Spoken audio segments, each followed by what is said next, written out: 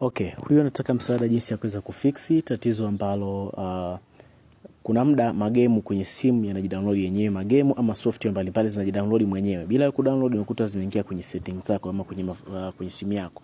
Kwa mfano kama magemu unayokuta kwangu, kuna hii ball sort, kuna hii checker ambayo ni draft na magemu mbalimbali HD video zinajidownload automatic bila wewe kuweza kuzidownload kwenye Play Store ama simu yote. Sasa jinsi ya kuweza kufix tatizo ni rahisi. Cha kwanza kabisa, nenda katika setting.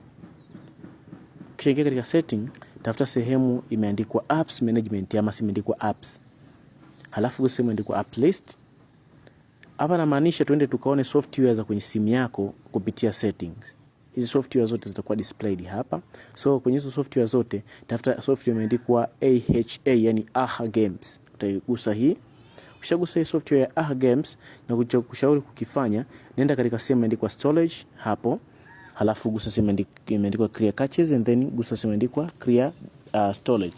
Baada ya ku-clear cache na ku-clear storage, baada ya hapo gusa sehemu imeandikwa disable kwenda kuizima hii game.